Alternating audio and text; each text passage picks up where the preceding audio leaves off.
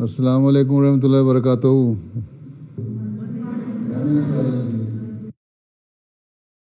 تلاوت کرو سکینہ بونسو.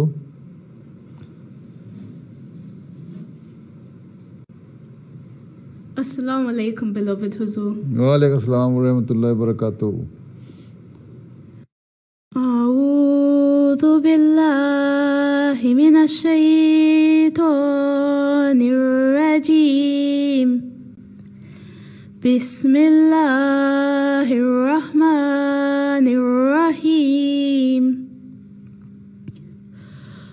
قل من حرم زینة اللہ التي أخرج لعباده والطيبات من الرزق قل هي للذين آمنوا في الحياة الدنيا خالصة يوم القيامة كذلك نفصل الآيات لقوم يعلمون. قل إنما حرم ربي الفواحش ما ظهر منها وما بطن والإثم والبغي بغير الحق وأن تشركوا بالله ما لم ينزل به سلطانا وأن تقولوا على الله ما لا تعلمون. The English translation of the verses just recited from the Holy Quran, chapter 7, verses 33 to 34. Say, who has forbidden the adornment of Allah which He has produced for His servants and the good things of His providing? Say, they are for the believers in the present life and will be exclusively for them on the day of resurrection. Thus do we explain the signs for a people who have knowledge. Say, my Lord has only forbidden indecencies, open or secret, and sin and wrongful transgression, and that you associate with Allah, for which He has sent down no authority, and that you say of Allah what you know not. جزاک اللہ. ہاں جی، ہاجرہ، میمونہ، الشبہ، سکینہ، ترانہ، بڑے وزندار قسم کے. السلام علیکم پیارے حضور. خلافت کے بنا اپنا نہیں کچھ بھی گزارا ہے، یہی ظلمات بحروں بر میں ایک اپنا سہارا ہے. کوئی ایسا بھی ہے جو دوسروں کے درد میں جاگے، کوئی ایسا بھی ہے جو دوسروں کے درد میں جاگے. یقیناً ایک بندہ ہے خلیفہ وہ ہمارا ہے، یقیناً ایک بندہ ہے خلیفہ وہ ہمارا ہے.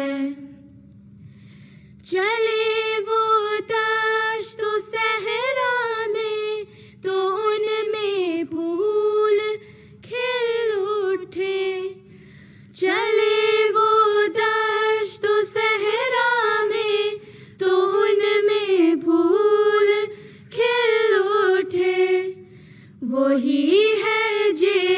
जिसने हर बिगड़ी हुई शय को संवारा है यकीनन एक बंदा है खलीफा वो हमारा है हमारा है हमारा है खलीफा वो हमारा है जज़ाकल्लाह। अच्छा, अब क्या फरमाती हैं मतीन साहिबा? जी हजूर, अगर सवाल कर लें तो बच्चियाँ। सवाल करना है आपने? जी हजूर। आपने कि लड़कियों ने? नहीं, बच्चियों ने। अच्छा माशाल्लाह। बच्चियाँ ये नासरात है या लजना है? नहीं, नासरात। नासरात है। अच्छा माशाल्लाह। हाँ जी, क्या कहती है नासरात? अस्सलाम वालेकुम प्यारे हुजूर। वालेकुम अस्सलाम व रहमतुल्लाह। My name is Aisha Nigat and I'm from Stevenage North Jamaat. My question is, as Waqfat know, are we permitted to work alongside our studies? If it is a work experience, then you can work. But and if you are studying in the university and you need some money to continue your study, to meet your expenses, or to gain some work experience, then you can work. Otherwise, but with the condition that your dress should be modest and you should wear hijab, right? Then you can do it, otherwise not. Okay? Jazakallah. It is a conditional permission. Assalamu alaikum प्यारे हुजूर। वालेकुम सलाम व रहमतुल्लाह। हाँ जी, क्या फरमाते? My name is Ishal Noor and I'm from Birmingham East. I have 2 questions. अच्छा, पहला तो एक तो करो ना पहले। हाँ, yes. My first question is, we say that one of the proofs of Ahmadiyyat is that it is a growing sect within Islam. However, there are many other religious groups such as Sikhism and Baha'ism which are also rapidly spreading. So would this be a proof for their truth as well? Do you have any data of Sikhism and Baha'ism which is spreading, rapidly spread? You have used the word rapidly spreading. Huh? Where did you get this data from? Online. Online. So how many people join Sikhism and Baha'ism every year? Huh? Can you tell me? No. No. The 10, 20, 100 or 150, not more than that. Whereas Jamaat Ahmadiyya is spreading all across the world, from Africa to South America, from Asia to Europe. So everywhere, in the islands, Far East, Australia, and everywhere. And this is the only community which has the mission all across the world. I mean, now, at present, we are in 220 countries of the world, right? Whereas we don't find Baha'is or Sikhs in each and every part of the world. And thousands of people are joining us every year. You cannot prove it that even Sikhs and Baha'is accept this fact that Jamaat Ahmadiyya is spreading very rapidly and with the pace is very fast. How can you say? I don't know why you are so much ill-informed. Acha. Okay, next. My second question is, God is all-knowing and aware of all the choices and actions we do. So why is it that we get rewarded and punished for our actions if Allah already knows the choices we will make in our lives? Allah Ta'ala has also given you free will. He knows that what you are going to do, but it not compel to do what you are doing. He has given you the free hand, right? And Allah says these are the bad things and these are the wrong things. If you do good deeds, you will be rewarded. If you do bad things, you will be punished. Allah never asked you or forced you to do bad things so that He punishes you. Allah says He is all merciful. His mercy encompasses everything, right? So, He cannot say Allah knows of the choices we make, but at the same time, you don't know what is going to be your ultimate destiny, right? Allah knows it.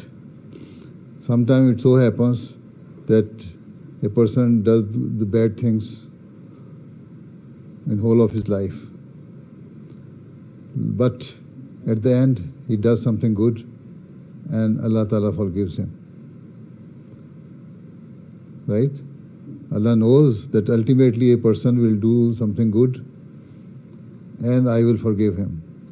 So Allah Ta'ala tries to find the ways where He can use His mercy to forgive the human being or his creation, or at least not the whole of the creation, the human beings or the man or woman, right? So, do you know that what are you going to do when your time comes? You are going to leave this world. Do you know? No. So that it means Allah says that you keep on doing good things. And if you do good things, and your rate of doing good things is more than the bad things, then Allah will forgive you. And when you are doing good things, people will like you. Allah Ta'ala says, you discharge your duties towards your Creator, towards Allah Ta'ala. And you discharge your duties you owe to your fellow being. Right? If you are doing something good for your fellow beings, will they not praise you? Will they appreciate it or not?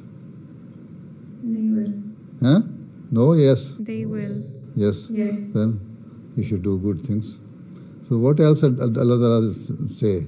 Allah Ta'ala says that these are your two duties. If you do these things, you will be forgiven and rewarded. And no sane person can say that, no, I am not going to do this thing. Or any sane person can say this. No. No? Okay. Now you understand? Yeah. Okay. Jazakallah. Sit down. Okay, sit down. Assalamu alaikum, beloved Huzur. Wa alaikum salam. My name is Mariama Haidara and I'm from Nottingham Jamaat. My question is, if you are not a Waqfino, are you allowed to serve or work for the Jamaat? I desire to become a doctor and serve the Jamaat in developing countries. Yes, even there are quite a number of students studying in Jamia Ahmadiyya, going to be missionary. They are not Waqfino. In Pakistan, almost 50% of the Jamia students are not Waqfino. I'm not a Waqfino. Am I? I'm not Waqfino, so I'm serving the Jamaat. The people sitting here with me, working with me, they are Waqfino. So you can see Waqfino. It's not necessary that you must be Waqfino before you opt for serving the Jamaat. No. So if you want to become a doctor, yes, you complete your studies and dedicate your life for the service of the Jamaat as a Waqf Zindagi, and then you will be accepted, inshallah ta'ala. No problem. We shall be anxiously waiting for you. Okay? Jazakallah, Huzur.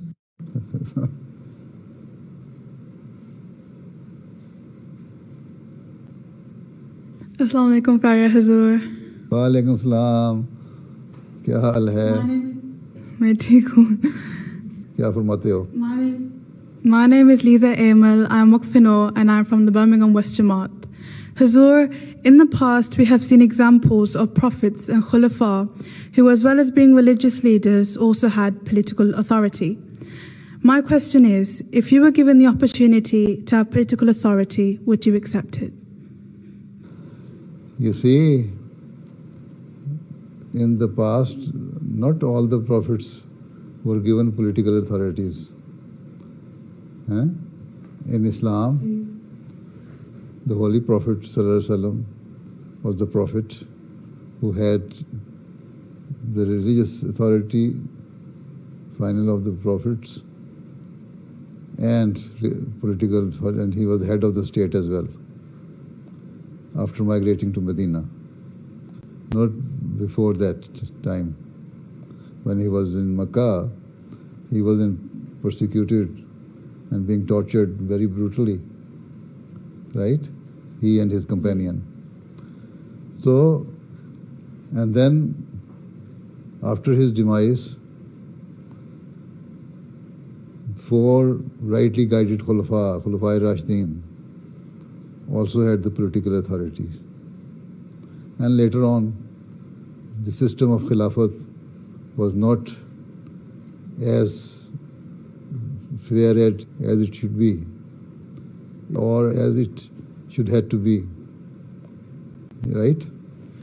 But now, in the time of the Prophet Muhammad, neither Prophet Muhammad as a prophet, of subordinate prophet of the Holy Prophet ﷺ, nor his Khulafa will have that political authorities. All the countries will be run by their political governments, or by their governments to run their affairs, right? And Khalifa of the time will be the spiritual head of those countries. This is why it is written in the Quran that if two Muslim countries, two Muslim parties fight with each other, then try to settle down their matters. And if they stop fighting, then well and good. Otherwise, the person who is committing cruelty, attacking, making unfair attack on the neighboring country or the Muslim country, then stop his hands by force. And the Khalifa of the time will ask the other governments that you will do it. So the Khalifa of the time now will only be the spiritual leader. He has nothing to do with the politics of the country. But the heads of the states will seek guidance from the Khalifa of the time. Right? Jazakallah Hazur. Assalamu alaikum, Pyare Hazur. Wa alaikum salam. Hazur, my name is Friha Luqman and I'm from Birmingham North Jamaat. And my question is that could beloved Hazur share a moment where Hazur encountered hardship and how Hazur dealt with it? Hardship? What type of hardship? Hardships are part of your life. So why should I mention? If I say I faced any hardship, that means I did not understand the spirit of my waqf. So I cannot mention. Right? Okay? I never faced any hardship. I always saw Allah's fadl on me. Okay? Yes, Jazakallah. Okay. Assalamu alaikum. Assalamu alaikum, beloved Hazur. Alaikum salam. My name is Sophia Udeen and I'm from Leamington Spa Jamaat. My question is it permissible to keep dogs in the home whilst they are being trained to become guide dogs for the blind? Even if you are keeping dogs, guard dogs, yes, you can keep them If you are keeping dogs for hunting purposes, yes, you can keep them. Guide dogs for blind, you can keep them. And for security, safety, protection, and for this purposes you can keep dogs, but not in your room, not in your bedroom, not in your drawing room, not in your dining room. Outside, you make a pen for them, and then you keep them there. You can take them along with you when you are going outside for walk, but don't allow them to enter into your house. Okay? Jazakallah Huzur. No harm. Even during the time of the Holy Prophet Sallallahu Alaihi Wasallam, come here, why you are going back? Even the time of the Holy Prophet Sallallahu Alaihi Wasallam, the companion of the Holy Prophet Sallallahu Alaihi Wasallam used to keep shepherd dogs. Those who were rearing cattle or goats, big herds. So they used to keep dogs there. And sometimes dogs will touch their clothes and bodies and everything, and they would never mind. Even sometimes it so happened that after touching the dog, or the dog has touched their clothes, they will come to the mosque, Masjid Nabi, and then offer their prayer there with those clothes. So we have become so strict, I don't know why. We think that dog is something which is very filthy animal. If you keep it dirty, then yes, you have to save yourself from it. Otherwise, all the animals are the same. Even cats and dogs and every animal. Okay? Assalamu alaikum. Jazakallah Huzur. Assalamu alaikum, Pyare Hazur. Wa alaikum salam. My name is Kiran Naim and I'm from Nottingham Jamaat. Beloved Hazur, my father told me sometime before Khilafat, Hazur was a shy person and didn't speak much. Now, Hazur gives many speeches and meets people from around the world. I still try not to speak much.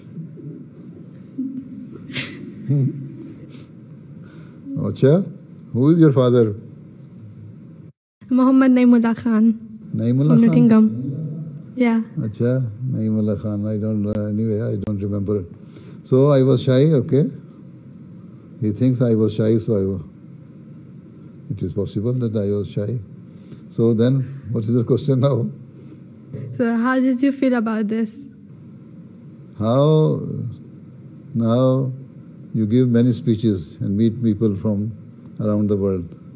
How can I manage it? Yeah. It is God's work. I did not,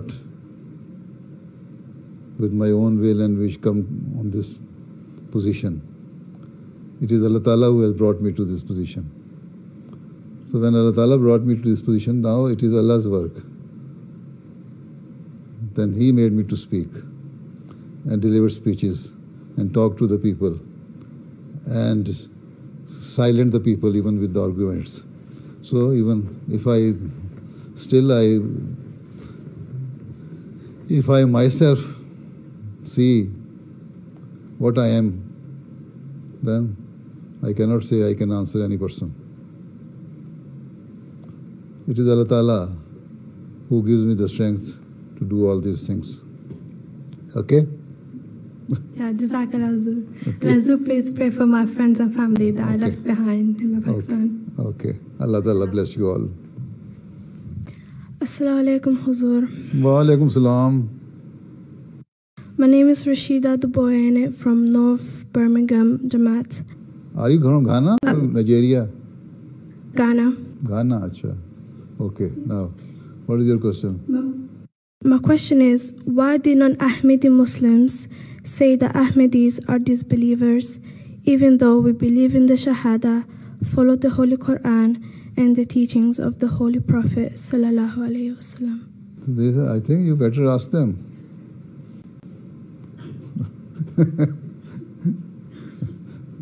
We believe in the same prophet. We believe in the same book, the Holy Quran. We say La ilaha illallah Muhammadur Rasulullah, and all the teachings of Islam we practice. And we not only practice, we preach. And this is why hundreds and thousands of non-Muslims are accepting Islam through Ahmadiyyat.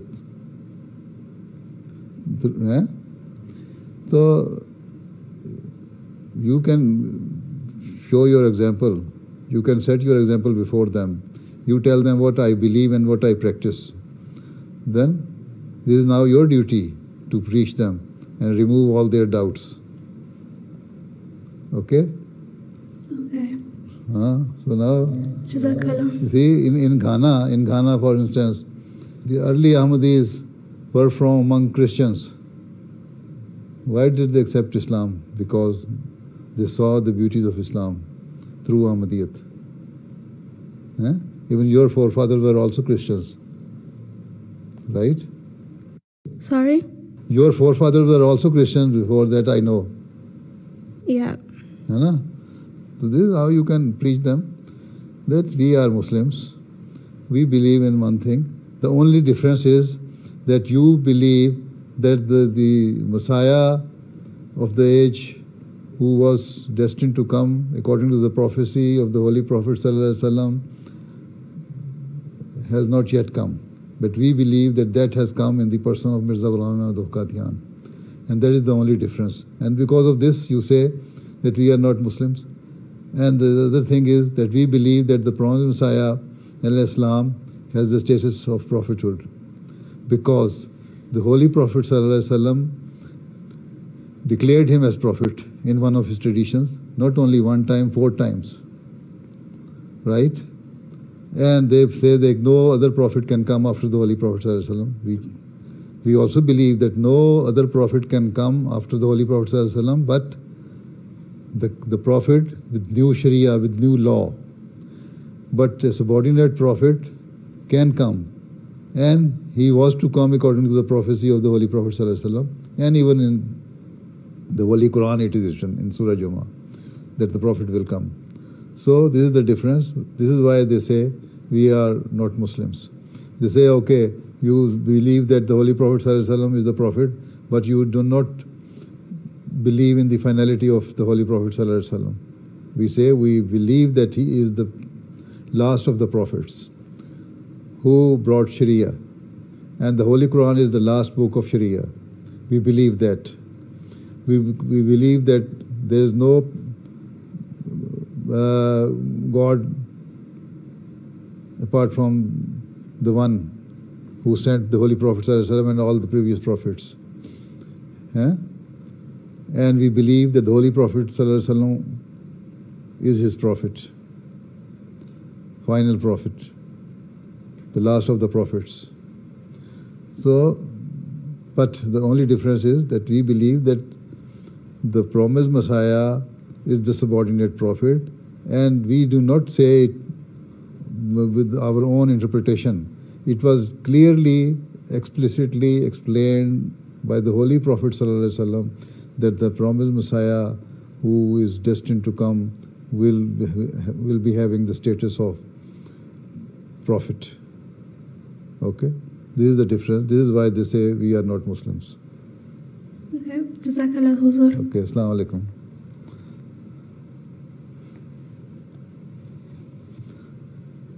Assalamu alaikum, Pyare Hazur. Wa alaikum salam. My name is Amtul Saboo. Uncle Sabur? Amtul Saboo. Acha. And I'm from Birmingham Central Jamaat. Amtul Saboo, acha, mashallah. Kya kehti ho? My question is, can ladies lead the Jummah prayer at home if there isn't any male available? If male are not available, then yes, you can lead. If you know part of the Holy Quran and you know the Khutbah Saniya in Arabic, then you can lead Jummah prayer. Ladies can be the Imam of ladies. whether it is at home or in Jalsa Gah or Ijtima Gah or even outside, wherever you are. Okay. Jazakallah. Jazakallah.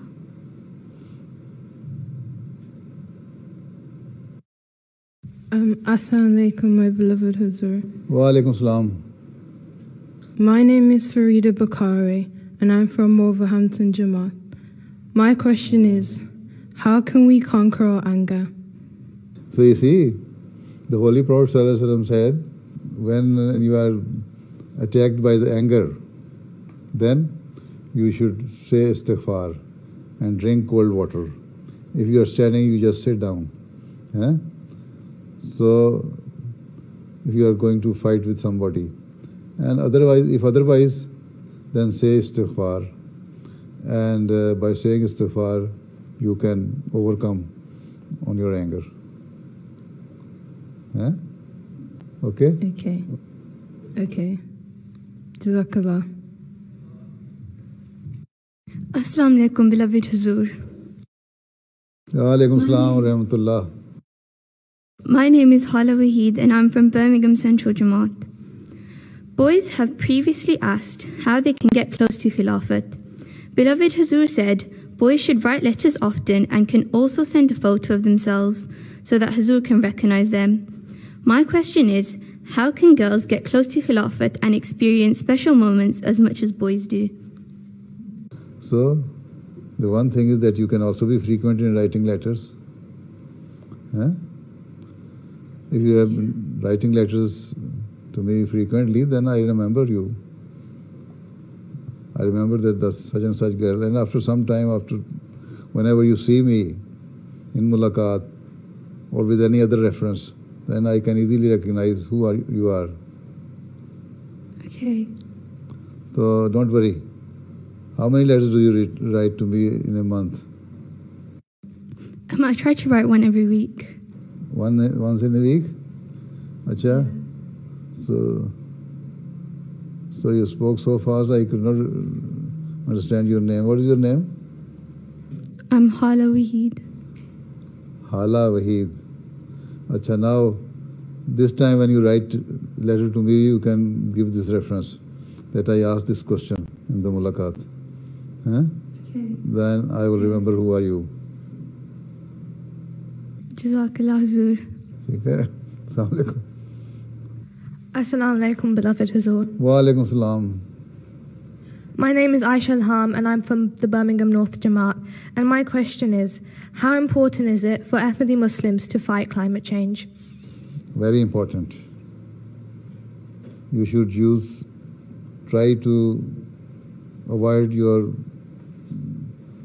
using car while traveling for a short distance, right? Either walk to that place or use bicycle. Right? Yeah. Cycling is good for your health as well. Secondly,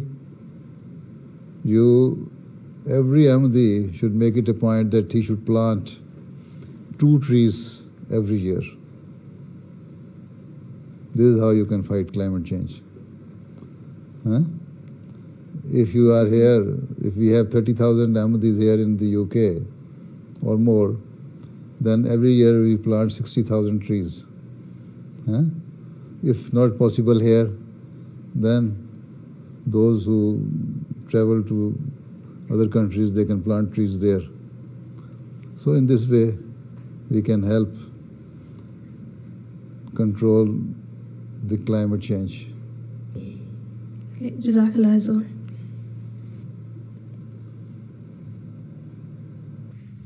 Assalamu alaikum Huzur. My name is Hibbatul Kabir Sara. I'm Waqfino and from Birmingham North Jamaat. I have 2 questions. Acha. My first question is, as young students, how can we balance deen and dunya as both are needed in the world we live in today? You see, you say in your ahad, your pledge, that you will keep your deen above everything. right? So keep your deen above everything means that Allah Ta'ala has made it obligatory on you to offer 5 daily prayers, right? And properly, fervently, with full concentration, you do it. This is how you can keep your deen above everything. Secondly, to do tilawat of the Holy Quran daily. And try to find out the points. What the Quran says, what is mentioned in the Holy Quran, what are the do's and don'ts in the Holy Quran, and you have to practice those.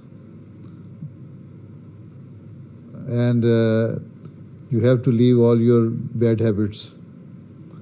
This is how you can give preference to your deen on dunya. So these are the things for a student. If you do this thing, that is enough for you. It's not a small job. There are 700 commandments in the Holy Quran. When you complete those 700, then you tell me. Okay? Okay.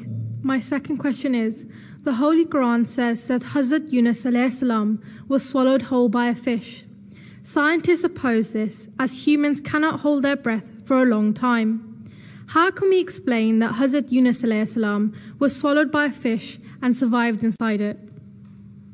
You see, he was swallowed, and it is not, Quran does not say that he kept there in the fish belly for 3 days. It is Bible. So as soon as he was swallowed by the fish brought him out. He did not spend more than some few hours in the fish throat or belly or duct, esophagus. So if fish has that one, I don't know the anatomy of the fish. So anyway, but he did not stay there for a longer period. So even then, Quran says, when he came out from the belly of the fish, he was sick, he was unconscious, and he was injured. And for some time, he was just kept unconscious there. And then after that, he became conscious and survived that bad episode. So, whether scientists say that because Bible says he remained there in the belly of the fish for 3 days and he cannot survive, it will be also okay, the same, right thing. But we do not believe he remained there for 3 days. As soon as he was swallowed, he was also brought out. Right? Jazakallah Hazur. Okay. Assalamu alaikum, beloved Hazur. Wa alaikum salam. My name is Kainat Zahir. I'm a Waqfina and I'm from Kainat Zahir. Acha, mashallah, Kainat. I am a Waqfina and from Birmingham North Jamaat. Acha, mashallah. In the Holy Quran, chapter 47, verse 16, a description of the garden promised to the righteous is as follows. Therein are rivers of water which corrupts not, and rivers of milk of which the taste changes not, and rivers of wine, a delight to those who drink, and rivers of clarified honey. Beloved Hazur, why is a river of wine presented to us in paradise as a pleasure when it is taught to us as harmful and prohibited? That river of wine is not like here. This is just a metaphor to make you understand. Allah Ta'ala says that when you drink alcohol here, you become drunk, right? and you don't know, you lose your senses. But there in the paradise, you will not have the same experience. That type of wine is something different, which is pure, right? So, and it will not make you drunk or even of that sort, right? So don't worry. Yes. So it is prohibited here because this type of wine is different thing. It is not pure. And that wine is pure. It might be, if you see, something which bring you close to Allah Ta'ala. Not that it is trying to keeping you away from Allah Ta'ala. Here when you drink wine, you lose your senses. This is why it is prohibited here. Okay? So you read, you see, if you read this thing, you read the commentary of it. It is very clearly explained in the 5-volume commentary. Do you have 5-volume commentary? Yes. Then you read the explanation of this, interpretation of this verse there. You would know that this is not the same type of wine. Okay? Okay, Jazakallah.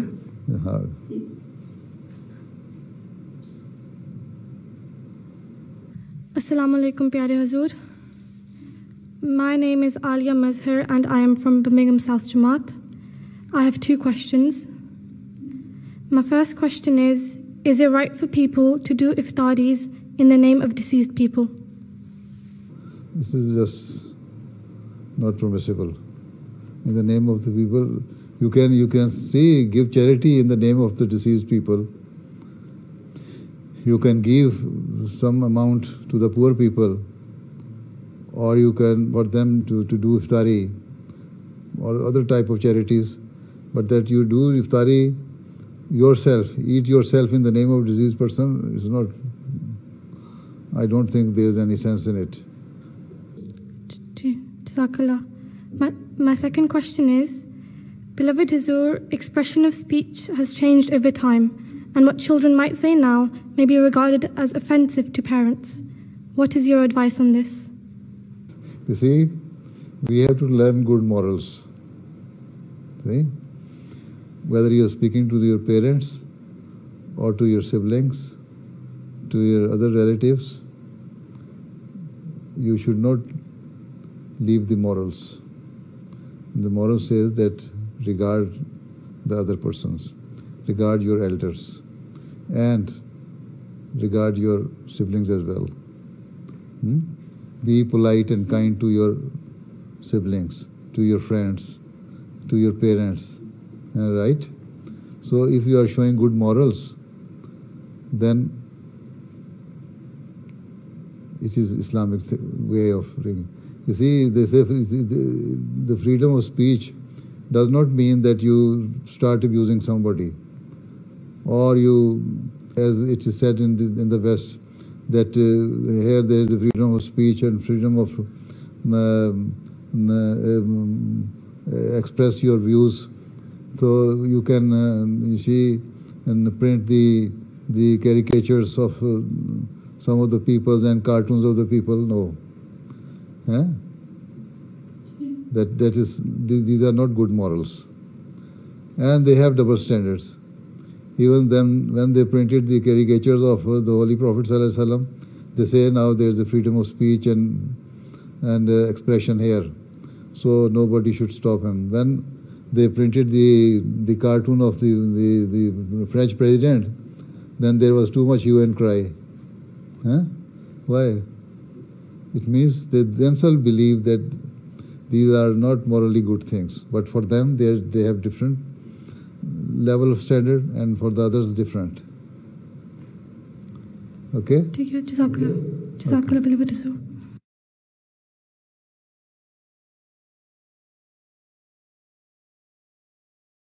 Assalamu alaikum, Pyare Hazur. Level of moral. Assalamu alaikum, Pyare Hazur. Nice. My name is Safina and I'm from Coventry Jamaat, And my question is, how should we as young girls pray for our fortunate destiny? As a girl, you should pray to Allah Ta'ala that Allah Ta'ala makes your future, whatever your life you have in this world, fortunate enough, make it fortunate. And in the hereafter also, after this, when you leave this world, you gain the love of Allah Ta'ala and be in the heaven. So you should, how should we as young girls pray? You should pray as the old person prays. You should also pray as young girl, and always keep Allah Ta'ala in your mind and seek Allah Ta'ala's help and pray to Him that your every action and deed should be according to the commandments of Allah Ta'ala, and every action or deed should please Allah Ta'ala, and every action or deed should be morally good, and you gain the goods of this world and the hereafter. Rabbana atina fid dunya hasanatan wa fil akhirati hasanatan wa qina azaban nar. This is the prayer you should recite very frequently, and more often.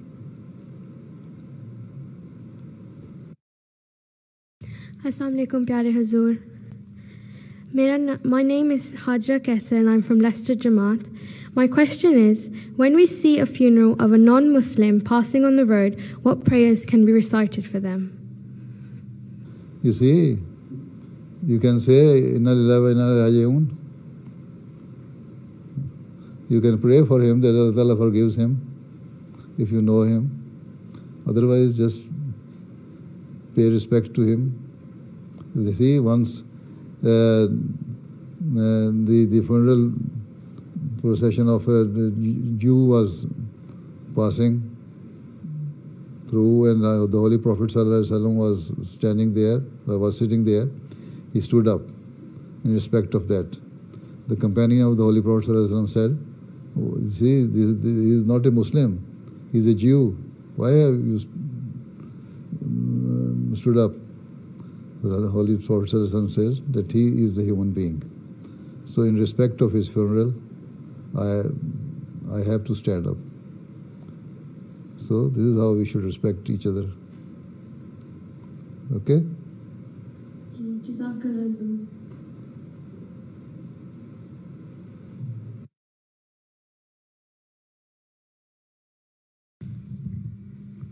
Assalamu alaikum, beloved Hazur. My name is Isha Badra and I am from Coventry Jamaat. My question is, how should Nasirat prepare herself to make sure she is ready to become Lajna? So are you not ready to become Lajna? So whether you are ready or not, when you reach the age of 15, you will be the member of Lajna Ma'allah. So you should only make it a point that when you enter Lajna Ma'allah, you should behave and try to be active in the same way as you are active and well behaved as Nasirat. Right? Yes. So there is no difference between Nasirat and Lajna. Nasirat are the girls of younger age, and when you are the age of 15 years and 1 day, then you are Lajna. So you should behave in the same way. اچھا متین صاحبہ آپ کا کوئی سوال ہے؟ نہیں، حال پوچھنا تھا. آپ ٹھیک؟ سوال مجھ سے نہ کر، بے سوال جانے دے. اچھا حضور کا حال پوچھنا تھا. حساب مجھ سے نہ دے، بے حساب جانے دے. کون کون بیٹھا آپ کے دائیں طرف؟ یہ ہیں ریجنل صدر نجمی. ریجنل صدر لجنا، ماشاء اللہ. اگلی کون ہے؟ نائبہ ہے اس کی. کون ہے نائبہ؟ جی حضور، فوزیہ محمود. لندن سے گئی ہے وہاں؟ جی ہم دونوں صبح گئے تھے. چلو پھر جاؤ پھر. اللہ حافظ. السلام علیکم ورحمۃ اللہ وبرکاتہ. جزاکم اللہ. وعلیکم السلام ورحمۃ اللہ وبرکاتہ. جزاک اللہ.